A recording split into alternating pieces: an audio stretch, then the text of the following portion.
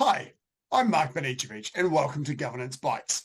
Today it's my pleasure to host David Ireland, who is a partner at Dentons Kensington Swan, a major international law firm. His specialties in financial services, and so through his career he's advised executive committees and boards of banks and insurers and other large financial institutions. And he's also had governance experience in a personal capacity, both as in professional corporate organisations and also in sports organisations. Like David, we're both involved in minority sports at a governance level and have experience both at the local New Zealand level and at the international level. So a really fascinating person to discuss this topic with. Unfortunately, we can't do this in person because David's based in Wellington and I'm based in Auckland. And when he comes up to Auckland next week, I'm working in Christchurch. So thank you very much for your time over the internet today, David. You're welcome, Mark. Pleasure to have a chat. As a starting point, probably to set the framework a little bit, could you explain a little bit about the difference between governance and management? Okay. Yeah, an interesting question. It is one of probably the big challenges, I think, for volunteer organisations of actually getting that distinction right. And to me, governance is about setting the strategic direction of the organisation, right? Setting the policy framework. What are we trying to achieve? How are we going to go about doing it? So setting that design in place for how is this organisation going to be successful? How is it going to grow? Management is then implementing that governance decisions, the strategy. So management is about the coal face, rolling your sleeves up and doing the actual work. So management about implementing, governance about deciding what it is they're going to do. And important, I think, for governing bodies to be aware of that distinction or very conscious of that distinction and make sure that they are focusing on what really matters to the organisation, which is that strategic direction. Oh, thank you. So with sports organisations in particular, often populated by volunteers and people that are passionate about the sport, so really very much in the detailed frame, what are the challenges that you see, particularly with your experience of the contrast between governance at a corporate level and governance at a sporting level, the challenges of making sure governance happens in a sporting organisation rather than having a bunch of volunteers that are really keen on the minutiae of detail? Well, I think you've hit it on the head there, right? That it's actually driven by volunteers. They're passionate about what they want to do, and they've got, probably a history of actually just getting on and doing it to make sure stuff happens, right? They'll be passionately interested at the actual implementation level of enjoying the sport and making sure that happens, right? With a lot of the structures that you end up saying, so these passionate people then get elevated up to an executive committee type structure, right? They've got the time, they've got the passion, they've got the interest and want to then run things. The danger is you just have just a management grouping that are focused on implementing, but not actually lifting their heads up to focus on strategy of actually, getting above, the current year's operations, what you're doing to make sure things happen this month and thinking actually, well, how's it going to be successful next year in 5 years' time, 10 years' time? What are we doing broadly? What are the broader dynamics that this organization needs to be aware of to be a continuing success? And so whilst you absolutely need that passion of the individuals involved to be driving it, sometimes that passion can get in the way of your strategic direction. And just it is a constant battle for all these organisations of the likes of New Zealand Handball Federation and other sort of minority sports organisations just to get that balance right. 'Cause you've got a really small pool of individuals, right, who are looking after it, trying to do things, and quite hard to separate it yourself out from doing it to then just making sure it gets done. And you don't have the budget or the reputation to pull in experienced directors to come in and help you govern that entity. As a minority sport, you haven't got the pulling power, have you, or the budget to pay people to come in and do that, help you with that work. Yeah, I want one day you would like to get to that point. And I think for any organisation having a bit of external objective expertise of looking at it can help, because we can all get caught up with our own individual, pet focuses of actually what we want to drive individually as being somebody at the coalface of the sport, versus actually what makes the most sense from a strategic direction. And that's where perhaps an external voice of a professional person or just somebody who is interested generally in governance can help just hold people to account and make sure that good objective decisions are being made.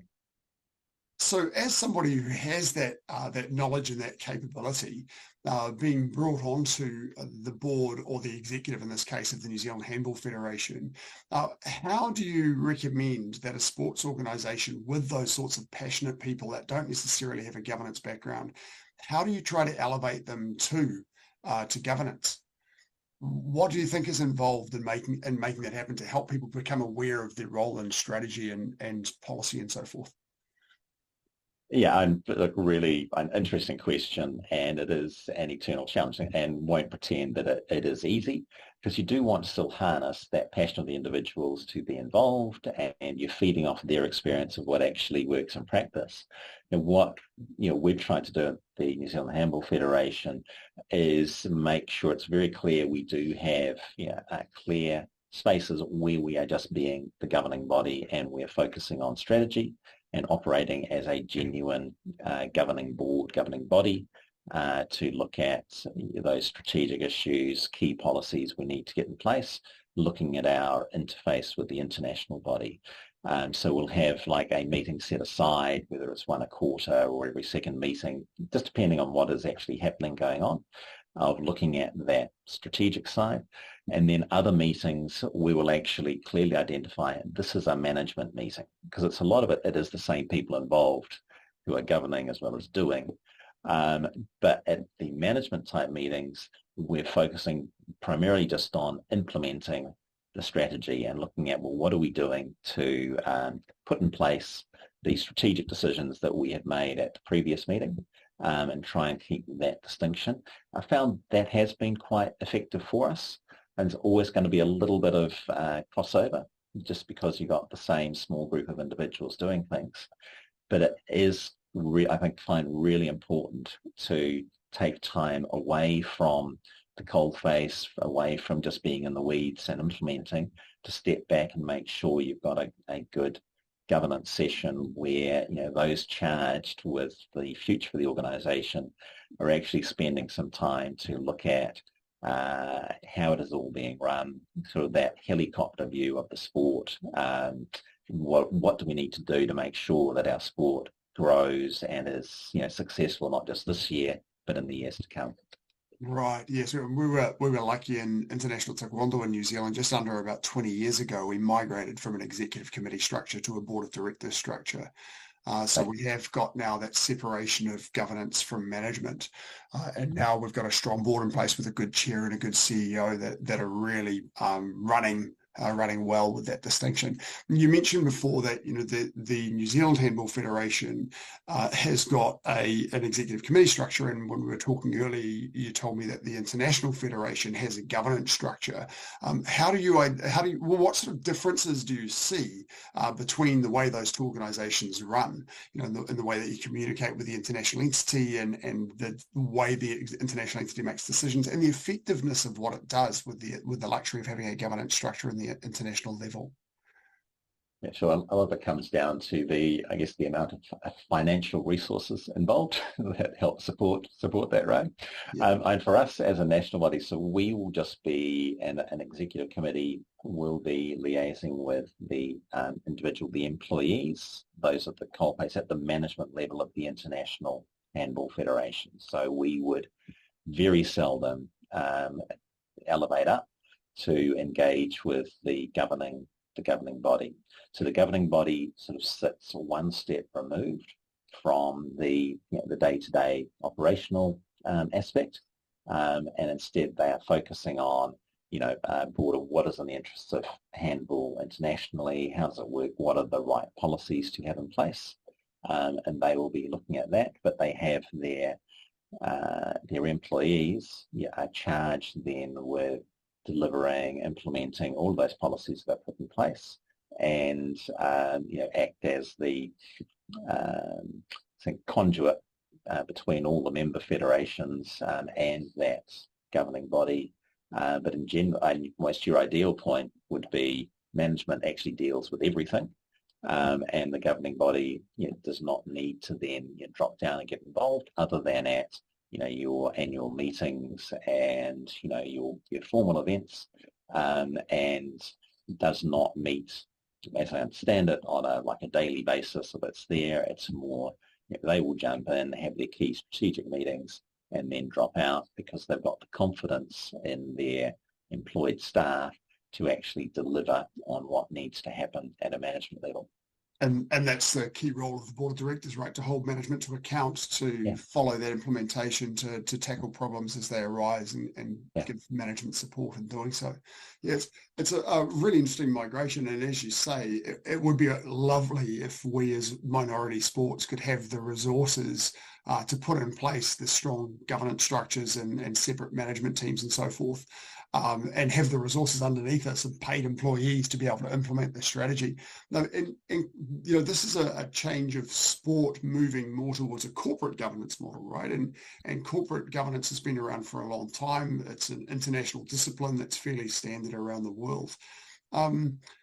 Why do you think that sport is moving towards a corporate governance model? What are the advantages of this style of corporate governance that makes it this thing that everyone aspires to?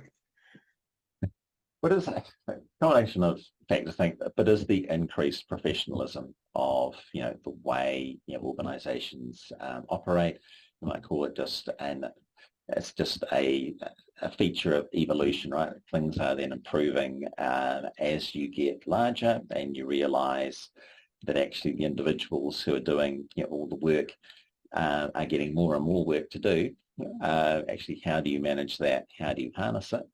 Moving to the corporate governance structure is a clearly, well proven, established approach to running any organisation, of actually trying to make sure that there is a group there that oversees what's happening, that can hold those to account who are charged with doing things, and are not completely distracted all the time by actually getting in there and doing it themselves. And I think it's that trying to get away from the distraction and the pressure of trying to implement what it is that's been decided.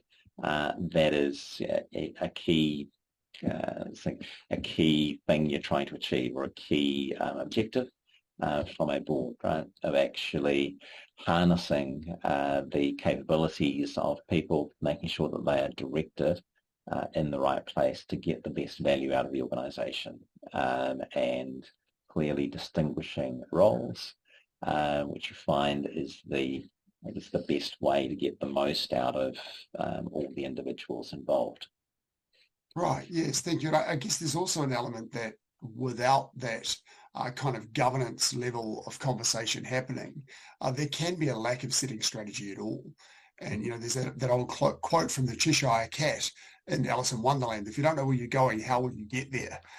So I think there's an element of that in governance, that taking the time and to dedicate to thinking about where you're going to go. Whereas if all you're doing is managing, then that day-to-day happens, but you got no direction. Yeah, well, and yet another analogy you look at is, I think, as say an executive committee type function, where there's a lot of management oversight. You end up spending one of the risks is you spend all your time fighting fires, and you're just putting out fires without actually having the time to step back and work out what's causing the fires and how do we stop fires happening in the future, because you're so focused there at dealing with what's immediately in front of you, that you don't actually have the time. And things can function reasonably or seemingly effectively by taking that approach, right? That you're just dealing with what's in front of you. This is what we've always done. This is how we do it. And you're just crunching through that. But that tends to be a recipe for, I don't want to say stagnation, but you struggle to then move forward, because you will just keep doing the same things that you're doing with just little tweaks at the end. If you want to make a transformational change, or actually get some real coherence in your direction, you need to somehow get away from just fighting the fires and dealing with the day-to-day, and look at, well, actually, do we even need to fight this fire? Are there other things that we should be doing? Are we actually going in the right direction? It's just trying to get your head out of all that detail and look forward. And that's where, a clearly distinguished governance body that's just focused on governance for when it meets, or clearly identifying when they're doing that, can be gold for any organisation and critical, I think, to the ongoing success. Cool. Okay, David, thank you very much for your time. I really appreciate it. I look forward to catching up with you next time we're in the same city. And I'll look forward to seeing everybody else next episode. Thank you very much for your time. Yes, mate. All the best.